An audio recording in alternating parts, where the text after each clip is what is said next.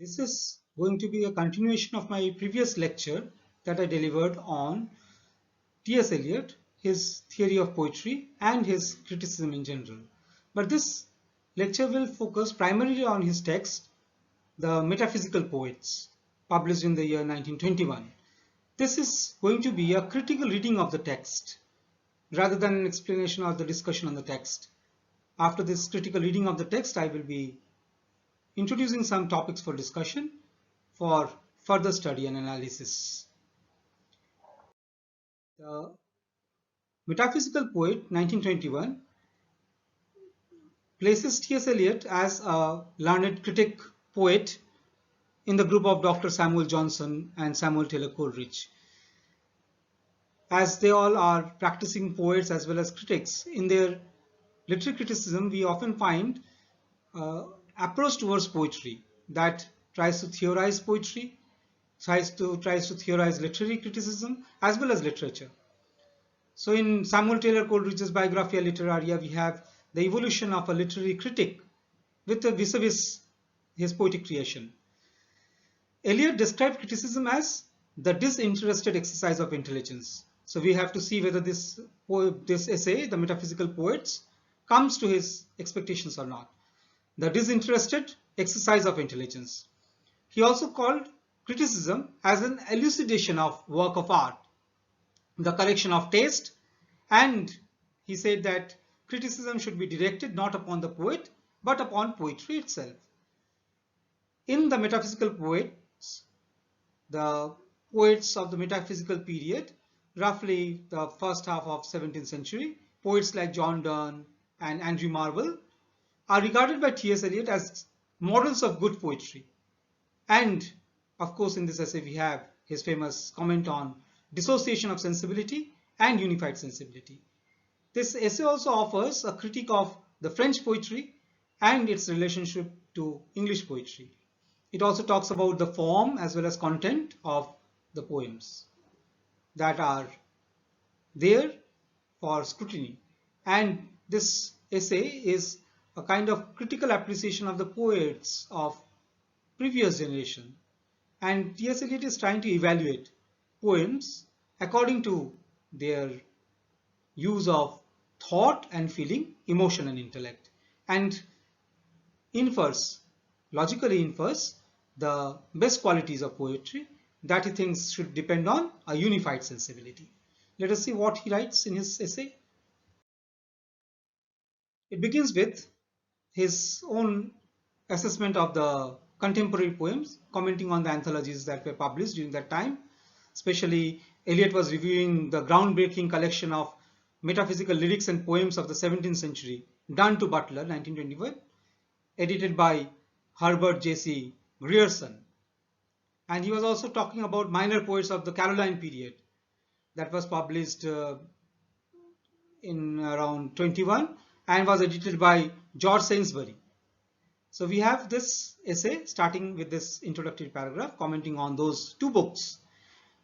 Eliot writes, by collecting these poems from the work of a generation more often named than read, and more often read than profitably studied, Professor Grierson has rendered a service of some importance. Certainly the readers will meet with many poems already preserved in other anthologies at the same time that he discovers poems that are those of Aurelian Townshend or John or Lord Herbert of Shrewsbury, here included. But the function of such an anthology as this is neither that of Professor Sainsbury's admirable edition of Caroline Poets nor that of Oxford Book of English Verse. Mr. Grierson's book is in itself a piece of criticism and a provocation of criticism, and we think that he was right in including so many poems of Donne elsewhere, though not in many editions, accessible as documents in the case of metaphysical poetry. By metaphysical poetry, T.S. Eliot definitely refers to Samuel Johnson's use of this word metaphysical with reference to the poems of John Donne and other English contemporary poets in his famous essay called Life of Cowley. So here T.S. Eliot is referring directly to the criticism, referring to the use of metaphysical poetry. The phrase, according to Eliot, has long done duty as a term of abuse or as a label of a quaint and pleasant taste. The question is to what extent the so-called metaphysicals formed a school. In our own time, we should say a movement, and how far this so-called school or movement is a digression from the main current.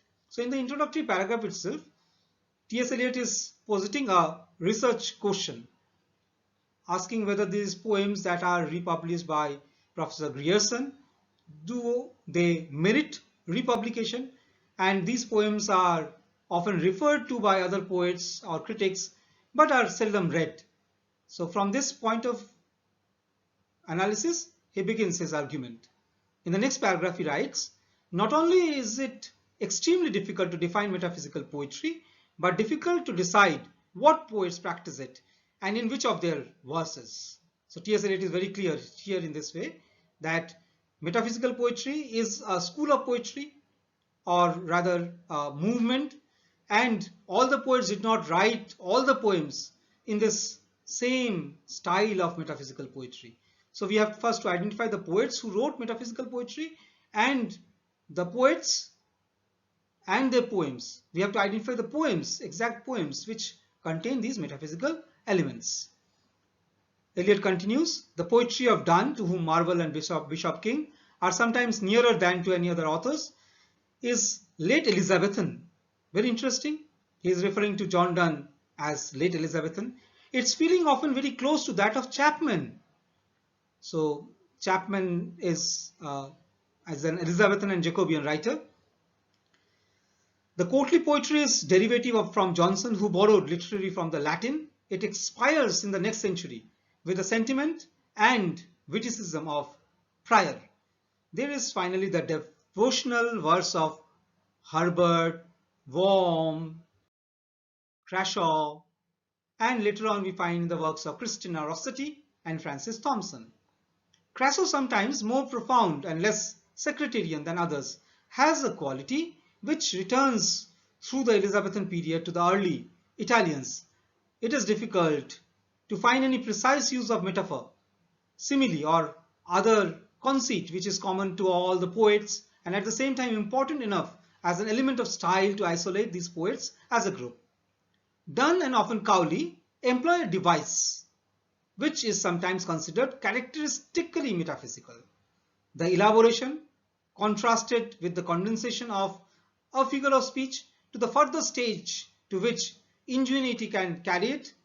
Thus Cowley develops the commonplace comparison of the world to a chessboard through long stanza to destiny, and Donne with more grace in a valediction, the comparison of two lovers to a pair of compasses.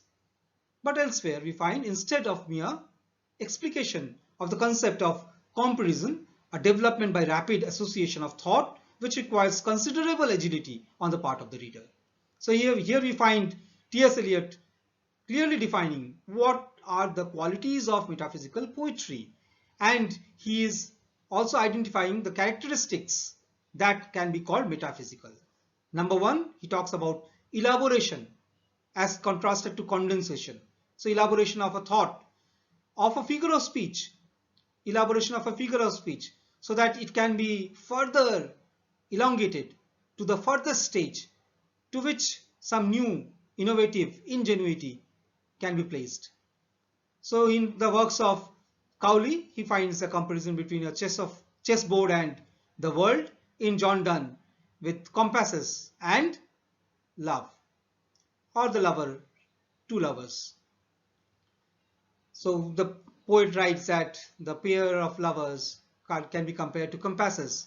Thy fixed foot, the foot of the beloved, staying at home, doth not move. When the lover is very close, that foot of compass does not move. But as the lover goes away and the beloved is there at home, she reclines towards her lover. So, as stiff twin compasses are to thy fixed foot doth not move, but doth move when the others do. When the other foot moves away, the other foot of the compass moves away, so the stiff compass reclines toward that. So this is a comparison of two lovers with the help of a conceit. So this conceit is a device in metaphysical poetry according to T.S. Eliot. So he refers to an example. On a round ball, a workman that hath copies by can lay in Europe, Africa, and in Asia, and quickly make that which was nothing all. So doth each tear which thee doth wear a globe, yea, world by, that impression grow, till thy tears mixed with mine doth overflow. This world by water sent from thee, my heavens dissolved. So in this poem, what we find is a use of this spherical round ball, the globe, the teardrop, and that is flattened into a map like tears dissolving on a flat surface. Here we find, T.S. Eliot writes, at least two connections which are not implicit in the first figure, but are forced upon it by the poet. So this phrase, forced upon it by the poet, is interesting. Eliot is using this. So metaphysical poetry does not use metaphors that are natural, but metaphors that are forced upon, conceits that are conjoined together by force or violence together. So here we find this forced upon it by the poet, from the geographer's globe to the teardrop, and the tear to the deluge, the flood. On the other hand, some of Donne's most successful and characteristic effects are secured by brief words and sudden contrasts, according to T.S. Eliot. T.S. Eliot gives an example, a bracelet of bright hair about the bone. A bracelet of bright hair about the bone. So here Eliot finds the most powerful effect produced by the sudden contrast of association of bright hair and, of course, the bone. This telescoping of image, and we find the multiple tear of the deluge, where we have this contrast, where the most powerful effect is always there. Multiplied associations is characteristic of the phrase of some of the dramatics of that period, of the period which Donne knew. So John Donne was a Jacobean writer, and he was aware of the Jacobean playwrights, not to mention Shakespeare. It is frequent in Middleton, John Webster, and John Turner, and in one of the sources of the vitality of the language. So brief words and sudden contrast is another characteristic feature of metaphysical poetry, according to John Donne, and this was not innovative for John Donne. John Donne is using the characteristic style of his contemporaries like Webster, Milton, Chapman, John Donne, and John Donne is using the style of Shakespeare. So T.S. Eliot writes, he comes to Dr. Johnson. Johnson, who employed the term metaphysical poet, we remember Dr. Johnson, English poet. So he referred to this use of the word metaphysical in the essay called Life of Cowley. So Dr. Johnson, who employed the term metaphysical poets, apparently having John Donne, Cleveland, and Cowley chiefly in mind, remarks of them as, quote, the most heterogeneous ideas are yoked by violence together. This has become a famous definition of metaphysical poetry. So according to Dr. Johnson, in the poems of the metaphysical poets, we have this joining of the most heterogeneous ideas yoked by violence together. The force of this impeachment lies in the failure of the conjunction, the fact that often the ideas are yoked but not unified.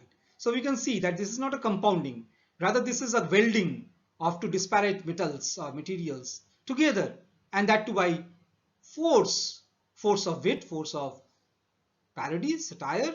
And if we are to judge the styles of poetry according to Eliot, if we are to judge the styles of poetry by their abuse, enough examples may be found in Cleveland to justify Johnson's condemnation. But a degree of heterogeneity of material compelled into unity by the operation of poet's mind is omnipresent in poetry. We need not select for illustration such a line. So he refers to a line, not eam est, Antrois Max Crescents on Ikari, and continues. We may find that in some of the best lines of Johnson himself, he refers to the vanity of human wishes. And Johnson was a good poet, and he could make some brilliant heroic couplets by sheer witticism. So let us see the lines quoted by T.S. Eliot. His fate was destined to a barren strand, a petty fortress, and a dubious hand. He left a name at which the world grew pale, to point a moral or adorn a tale. So where this effect is due to a contrast of ideas, different in degree, but the same in principle, as that which Johnson mildly reprehended. And in one of the finest poems of the age, We find poems like could not have been written in another age, like the Excuse of Bishop King. The extended competition is used with perfect success. The idea and the simile become one in the passage in which Bishop illustrates his impatience to see the dead wife under the figure of a journey. So let us read the lines quoted by Eliot in his essay Metaphysical Poet. Stay for me there, I will not fail to meet thee in that hollow vale, and think not much of my delay. I am already on my way, and follow thee with all the speed desire can make or sorrows breed. Each minute is a short degree, and every hour a step toward thee. At night, when I betake to rest, next morn I rise, nearer my west. Of life almost by 8 hours sail, than when sleep breatheth his drowsy gale. But hark, my pulse, like as a soft drum, beats my approach, tells thee I come, and slowly, however, my marches be, I shall at last sit down by thee. So in the last few lines, Eliot writes, there is that effect of terror which is several times attained by one of Bishop King's admirers, Edgar Allan Poe. Again, we may justly take these quatrains from Lord Herbert's ode, stanza, which would, we think, be immediately pronounced to be the metaphysical school. So he quotes from that ode, so when from hence we shall begun, and be no more, nor you nor I. At another's mystery shall be both, yet both but one. This said, in her uplifted face, her eyes, which did that beauty crown, were like two stars that, having fallen down, look up again to find their place. While such a moveless silent peace did seize on their becalmed sense, one would have thought some influence their ravished spirits did possess. There is nothing in these lines, Eliot writes, with the possible exception of the stars, a simile not at once grasped but lovely and justified, which fits Johnson's general observation on the metaphysical poets in his essay on Cowley, from where this term metaphysical poet has been taken. So Eliot continues, a good deal resides in the richness of association, which is at the same time borrowed and given to the word becalmed. But the meaning is clear, the language simple and elegant. It is to be observed that the language of these poets is as a rule simple and pure. In the verse of George Herbert, this simplicity is carried as far as it can go, a simplicity emulated without success by numerous poets. Eliot then talks about the structure. So he has already talked about the richness of association. So one idea is associated with another idea, and T.S. Eliot finds that this is very important in case of metaphysical poets. Now he talks about the structure. I quote from the text, the structure of the sentences, on the other hand, is sometimes far from simple. But this is not a vice, it is a fidelity to thought and feeling. The effect, at its best, is far less artificial than that of an ode by Gray, Thomas Gray, and as this fidelity induces variety of thought and feeling, and so it induces variety of music. We doubt whether in the 18th century could be found two poems in nominally the same meter, so dissimilar as Marvell's Coy Mistress and Crashaw's Saint Teresa. The one producing an effect of great speed by the use of short syllables, the other an ecclesiastically solemnity by the use of long ones. The first one, love, thou art absolute, sole Lord of life and death. If so shrewd and sensitive, though so limited, a critic as Dr. Johnson failed to define metaphysical poetry by its faults, it is worthwhile to inquire whether we may not have more success by adopting the opposite method, by assuming that the poets of the 17th century up to the Revolution were the direct and the normal development of the precedent age, and without prejudicing their case by the adjective metaphysical, consider whether their virtue was not something permanently valuable, which subsequently disappeared, but ought not to have disappeared. Johnson has hit, according to T.S. Eliot, Johnson has hit, perhaps by accident, on one of their peculiarities when he observes that, I quote from Dr. Johnson, that is mentioned in T.S. Eliot's Metaphysical Poet, their attempts were always analytic. He would not agree that after the dissociation, they put the material together again in a new unity. So these ideas that are there, disassociated ideas, they are put together again in a new unity. So this adjective metaphysical is considered virtuous by T.S. Eliot, having some permanent value, and therefore the disappearance of this metaphysical style of poetry is not at all supported by T.S. Eliot. He thought that this metaphysical poetry should become once again a hallmark of English poetry. In the next paragraph he writes, "It is certain that the dramatic verse of the later Elizabethan and early Jacobean poets expresses a degree of development of sensibility which is not found in any of the prose, good as it often is, if we accept Marlowe, a man of prodigious intelligence. These dramatists were directly or indirectly, it is at least a tenable theory, affected by Monte." Monte was a contemporary of the Elizabethans, French Monte, who wrote Essay. Even if we accept also Johnson and Chapman, these are two notable erudite and were notably men who incorporated their erudition into the sensibility. Their mode of feeling was directly and freshly altered by their reading and thought. So now he's introducing his own concept of the metaphysical poetry. So he's saying that their mode of feeling was directly and freshly altered by their reading and thought. For example, he writes, in Chapman especially, there is a direct sensuous apprehension of thought or a recreation of thought into feeling. So in Chapman, he finds this metaphysical quality, early illustration of metaphysical quality, where we have a sensuous apprehension of thought and the recreation of the thought into feeling. So thought and feeling, these are two words. Emotion and intellect, these are two words. And these words are to be reconciled according to T.S. Eliot. And metaphysical poets did that in their unified sensibility, which is exactly what we find in John Donne. So in John Donne's poem, he refers, "In this one thing, all the discipline of manners and manhood is contained, a man to join himself with the universe in this main sway and make it all things fit, one that all and go on round as it, not plucking from the whole its wretched part, and into straits or into not revert, wishing the complete universe might be subject to such a rag as it has he, but to consider necessity." So he compares this with a modern passage. So we compare this with some modern passage, writes Eliot. He quotes, "Know when the fight begins within himself, a man worth something, God stoops over his head, Satan looks up between his feet, both tug. He has left himself in the middle, the soul wakes and grows, prolong that battle through his life. It is perhaps somewhat less fair, though very tempting, as both poets are concerned with the perpetuation of love by offspring, to compare with the stanza already quoted from Lord Herbert's Ode, the following from Tennyson." So he quotes from Tennyson. Eliot quotes this poem. "One walked between his wife and child with measured footfall, firm and mild, and now and then he gravely smiled.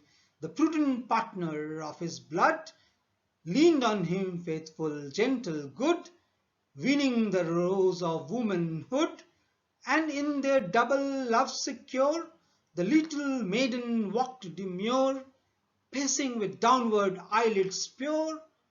These three made unity so sweet, my frozen heart began to beat, remembering its ancient heat."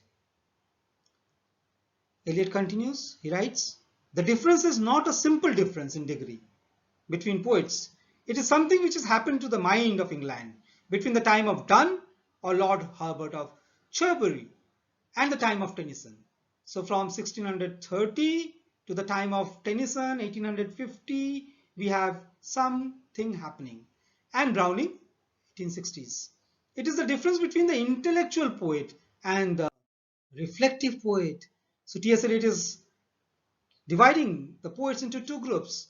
One he calls the descriptive poet, the other he calls the reflective poet. Tennyson and Browning are poets, they think. So Tennyson and Browning are great poets according to T.S. Eliot. They think, but they do not feel their thought as immediately as the odor of a rose. So here we come to another discussion that we find in Tradition and the Individual Talent, where T.S. Eliot clearly states that the task of poetry is not to expose the poet. Poetry is, according to Wordsworth, T.S. Eliot is condemning Wordsworthian theory of poetry. So T.S. Eliot is saying that poetry is not a spontaneous overflow of powerful feeling, as Wordsworth has stated. Even T.S. Eliot was perhaps right by saying that even adolescent poetry poems are spontaneous and they do contain overflow of powerful feeling. But then we cannot call adolescent poems good poems, according to T.S. Eliot.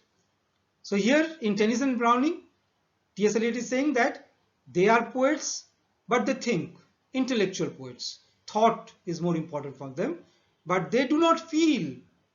Feel what? They do not feel their thought as immediately as the order of a rose. So order of a rose is a natural thing. So feeling is not natural. The thought is there, but the thought does not contain feeling as a natural part of the thought. A thought to done. Now he compares Tennyson and Browning with John Donne, and therefore defines what metaphysical poetry is, what is the main feature of the poems of John Donne. He writes, a thought to Donne was an experience. It modified his sensibility. When a poet's mind is perfectly equipped for his work, it is constantly amalgamating disparate experience. The ordinary man's experience is chaotic, irregular, fragmentary. The latter, ordinary man, falls in love or reads Spinoza, and these two experiences have nothing to do with each other or with the noise of a typewriter or a spell of cooking. In the mind of a poet, these experiences are always forming new wholes. So this definition of metaphysical poetry and the unified sensibility of the poet's mind, equipped for its work, amalgamating disparate experience, experience with feeling, feeling with emotion, emotion with thought, thought with intellect, and trying to organize chaotic, irregular, fragmented experience into something whole, something as holistic. So this comes very close to Samuel Taylor Coleridge's theory of poetry. So we remember Samuel Taylor Coleridge talks about imagination as primary and secondary. De-synonymizes imagination from fancy.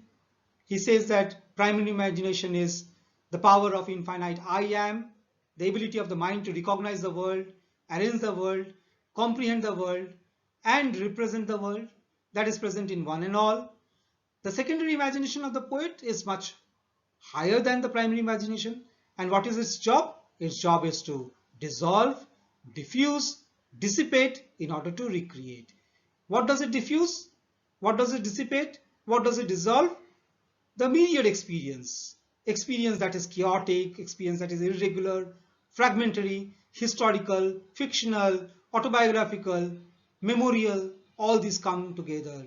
So thought, feeling, emotion, sensuousness, all these come together, intermingle, and what the poet finally produces is something whole, something new through a process of compounding.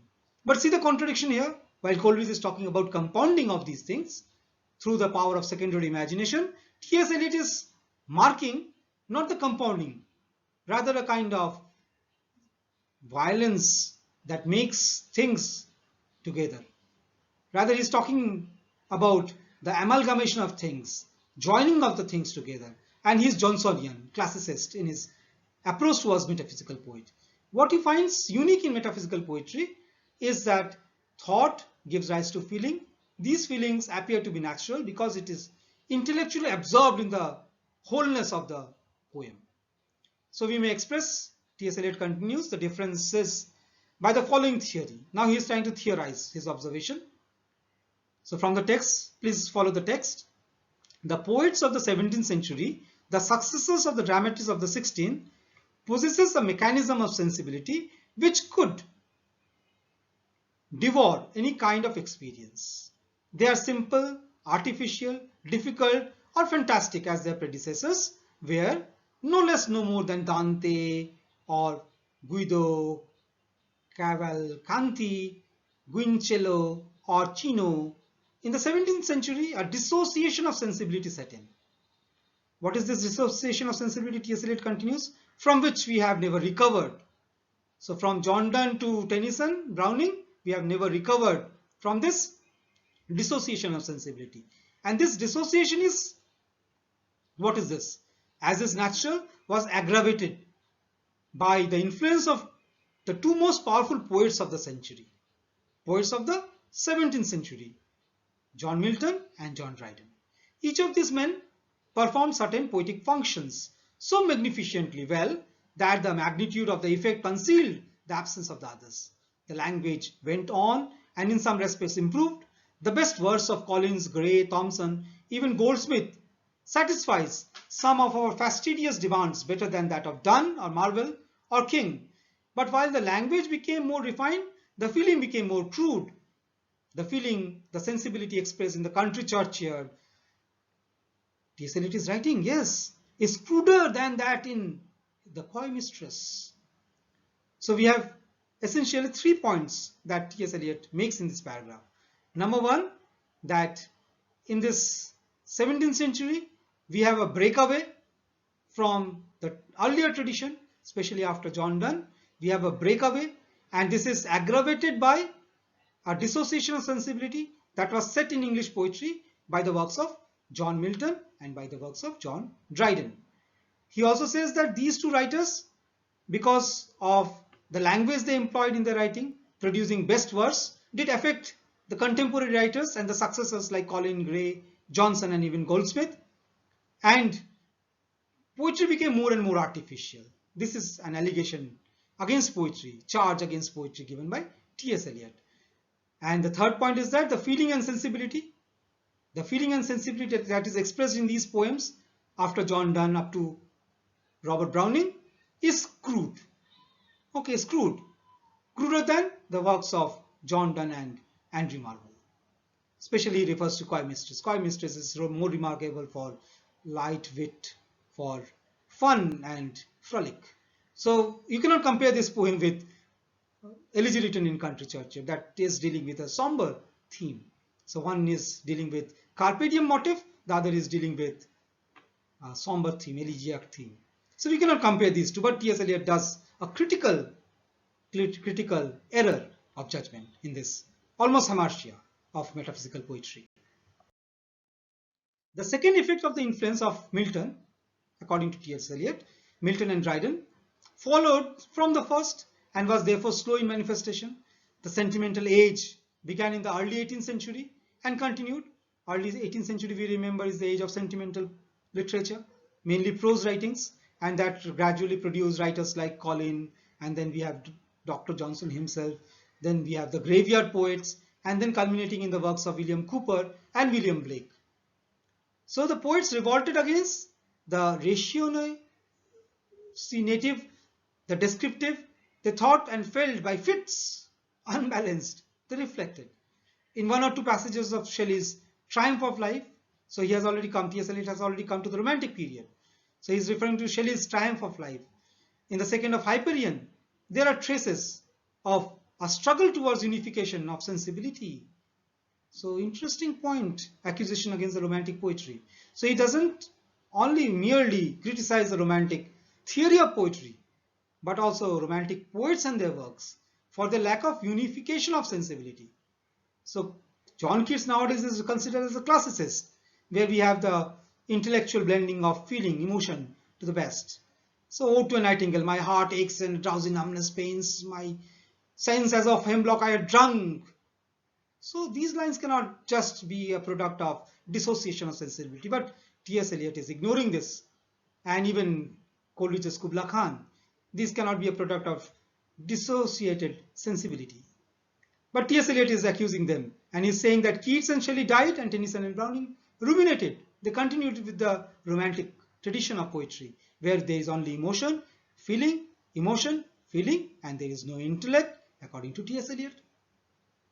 So T.S. Eliot continues, after this brief exposition of a theory, too brief perhaps to carry conviction, we may ask, what would have been the fate of the metaphysical had the current poetry descended in a direct line from them, as it descended in a direct line to them? They would not certainly be classified as metaphysical. The possible interests of a poet are unlimited. The more intelligent he is, the better. And the more intelligent he is, the more likely that he will have interests. So only an intelligent poet can evoke interest in the mind of the readers, according to T.S. Eliot. So he writes, our only condition is that he turned them into poetry and not merely meditate on them poetically. A philosophical theory which has entered into poetry is established. Perhaps is referring to the theory of poetry given by William Wordsworth, Samuel Taylor Coleridge, or even P.B. Shelley. For its truth or falsity in one sense creates to matter, and its truth in another sense is proved. The poets in questions have, like other poets, various faults, but they were at best engaged in the task of trying to find the verbal equivalent for states of mind and feeling. And this means both that they are more mature and that they were better than later poets of certainly not less literary ability. So we can consider T.S. Eliot as a classicist, or rather a new classical poet critic, like Dr. Johnson. So he is commenting on the merits and counterbalancing those merits with demerits, and finally coming to an inference about the qualitative aspects of this metaphysical poetry. So he's also talking about the ability of the metaphysical poets to find verbal equivalent, means to express through words the states of mind and feeling. In the next paragraph, let us read, it is not a permanent necessity that poets should be interested in philosophy or in any other subject. We can only say that it appears likely that poets in our civilization, as it exists at present, must be difficult. Our civilization comprehends great variety and complexity, and this variety and complexity, playing upon a refined sensibility, must produce various and complex results. The poet must become more and more comprehensive, more elusive, more indirect, in order to force to dislocate if necessary, more indirect in order to force to dislocate if necessary language into meaning. So I repeat, the poet must become more and more comprehensive, more elusive, more indirect in order to force to dislocate if necessary, more indirect in order to force extreme statement of this view. So in order to force or dislocate if necessary language into his meaning. So a brilliant and extreme statement of this view, with which it is not requisite to associate oneself, is that of M.G. Repestein, La Poétie da Azod Oui. Hence we get something which looks very much like the conceit. We get in fact a method curiously familiar to that of the metaphysical poets. So we remember in Eliot's essay, Hamlet and his Problems, he is talking about the objective correlative.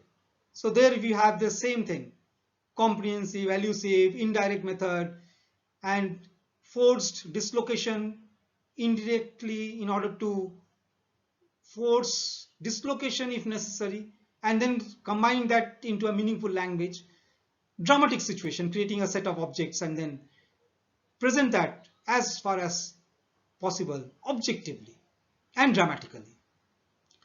So Eliot continues, hence we get something which looks very much like the conceit. We get in fact a method curiously similar to that of the metaphysical poets, also similar to the use of obscure and similar phrasing. So he's quoting from the French poems, and the same poet he refers. So Jules Laforge and Tristan Corbe in many of his poems are nearer to the school of Donne than any other English poem.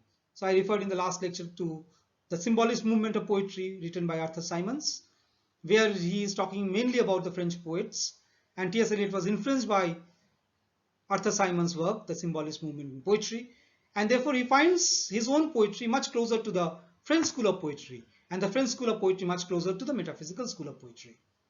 But poets more classical than they have the same essential quality of transmuting ideas into sensations, of transforming an observation into a state of mind.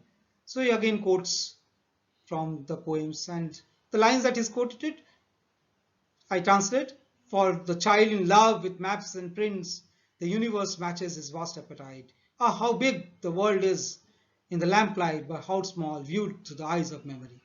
So translation from Baudelaire's La Voyage, or The Voyage. In French literature, T.S. Eliot is writing, the great masters of the 17th century, he is referring to Racine, and the great master of the 19th century, Baudelaire, are in some ways more like each other than they are like anyone else. The greatest two masters of diction are also the greatest two psychologists, the most curious explorers of the soul. It is interesting to speculate whether it is not a misfortune that two of the greatest masters of diction of our language, Milton and Dryden, triumph with a dazzling disregard of the soul. The vacuity of the soul is there in the works of Milton and John Dryden, according to T.S. Eliot. Eliot continues, so if we continue to produce Miltons and Drydens, it might not so much matter. But as things are, it is a pity that English poetry has remained so incomplete. Those who object to the artificiality of Milton or Dryden sometimes tell us to look into our hearts and write. But that is not looking deep enough. Racine or Donne looked into a good deal more than the heart. One must look into the cerebral cortex, the nervous system, and the digestive tracts. So there is some contradiction in T.S. Eliot in this reference to Milton and Dryden. So Dryden is more remarkable for his poem Macbeth, where we have a dramatization of an event. So it is, definitely intellectual in his use of witticism, in his use of situational comedy, farce. But in John Donne also there is the use of feeling. But let us keep John Donne aside. But we have Alexander Pope. So in Alexander Pope's The Rape of the Law, so terrible, a poem that has wit, intellect as well as feeling. So he is personifying sun. In one section, Saul through the white curtains sought a timorous ray and opened the eyes that must eclipse the day. So if we take this line, this couplet, as an example to illustrate the shortcoming of T.S. Eliot's views on poetry, so here we have the flowering of a feeling, the effusion of a feeling in the most intellectual manner. Sunlight at 12 comes through the curtain and falls on the eyes of Belinda. So Belinda at 12 wakes up, opens her eyelids, and then in a hyperbolic manner, she eclipses the day. How can she eclipse the day? How can her eyes eclipse the day? So simply by closing the eyes, she eclipses the day. So this is dangerous poetry. This is a poetry of witticism, of intellect, of feeling. Even in the poems of the Romantics, especially the first generation, especially the second generation of Romantics, we have this unified sensibility. Cerebral cortex is of course working with the nervous system as well as with the digestive tracts. In the next paragraph, Eliot says, may we not conclude then that John Donne, Crashaw, Worm, Herbert, Lord Herbert, Marvell King, Cowley at his best are in the direct current of English poetry, and that their faults should be reprimanded by this standard rather than coddled by antiquarian affection. They have been enough praised in terms which are implicit limitations because they are metaphysical or witty, quaint or obscure, though at their best they have not these attributes more than other serious poets. On the other hand, we must not reject the criticism of Johnson, a dangerous person to disagree with, without having mastered it, without having assimilated the Johnsonian canons of taste. In reading the celebrated passage in his essay on Cowley, we must remember that by wit he clearly means something more serious than we usually mean today. In his criticism of their versification, we must remember in what a narrow discipline he was trained, but also how well trained. We must remember that Johnson tortures chiefly the chief offenders, Cowley and Cleveland. It would be a fruitful work and one requiring a substantial book to break up the classification of Johnson, for there has been none since, and exhibit these poets in all their difference of kinds and degree, from the massive music of Donne to the faint, pleasing tinkle of Aurelian Townshend, whose dialogue between a pilgrim and time is one of the few regrettable omissions from the excellent anthology of Professor Gerson. So this is a practical criticism of this book by Professor Gerson, a collection of the poem by the metaphysical poets. So now he is very close to Dr. Johnson and agrees with Dr. Johnson, his definition of the metaphysical poets, and what type of seriousness did Johnson always did keep in mind while defining the metaphysical.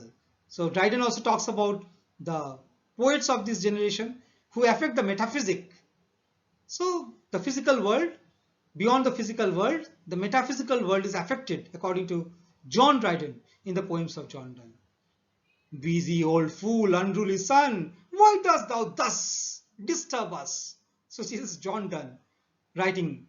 Even Pope is writing out. So he's in epistle to Dr. Arbuthnot. Shut the door. Say that I'm dead, I'm sick, I'm die. So dramatic opening. So in this Sunny Rising by John Donne or in the epistle of Dr. Arbuthnot, we have similar metaphysical qualities. So the term metaphysical qualities, if the conceit is given more importance, should be taken into account the metaphoric association of disparate elements that with the help of contemplation, meditation, prolonged intellectual thought process, the poet is able to spontaneously overflow the powerful feeling like the smell of a rose. And once that is done, there is a proper chance that we have a unified sensibility of thought with emotion, intellect with feeling, and according to T.S. Eliot, there will be the unified sensibility. So he comes indirectly, paradoxically, very close to William Wordsworth's definition of poetry that talks about the poetic process.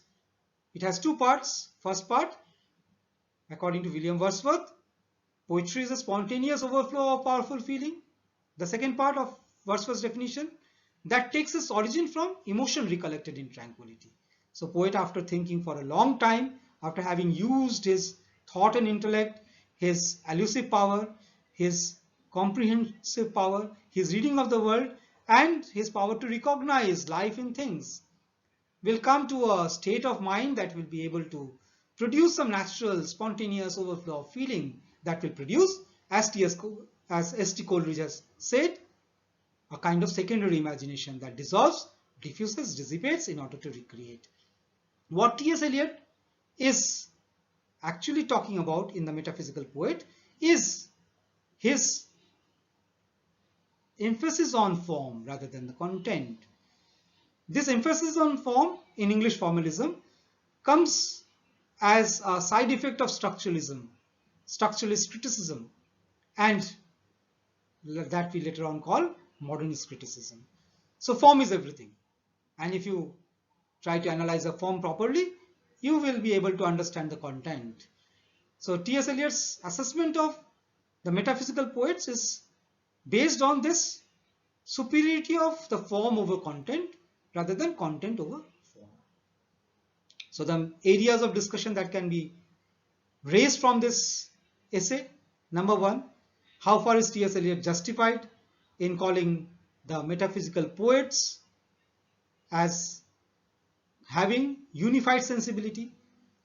Is it right for T.S. Eliot to consider the poets from John Donne, after John Donne, to Robert Browning as a poet having dissociation of sensibility? Is it justified when we have such great poets like Sir Alexander Pope, we have poets like William Cooper, William Blake, even Goldsmith, Samuel Taylor Coleridge, John Keats, Shelley, and why not Byron? And even Robert Browning. Robert Browning is more famous for his dramatic monologues, where we have strict objective correlative, as in Porphyria's Lover, Bishop Orders His Tomb.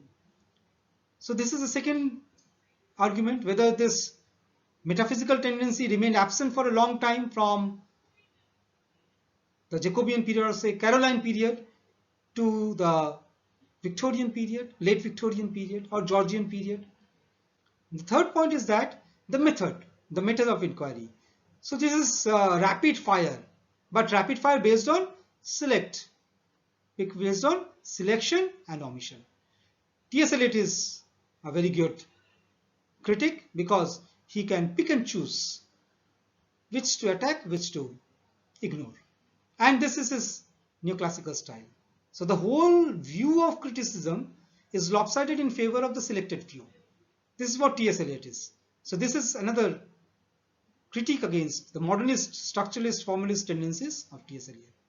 After all, he remains an Anglo-Catholic classicist in form, in criticism, in poetic practices. But when we read his poems, we have a marked difference. T.S. Eliot himself is a metaphysical poet because he is affecting the metaphysics of such emotion, because he is yoking by violence together disparate elements. So I will squeeze the universe and roll it to an overwhelming question. J. Alfred Prufrock. So I have measured my life with coffee spoon. J. Alfred Prufrock. So unreal city under the brown fog.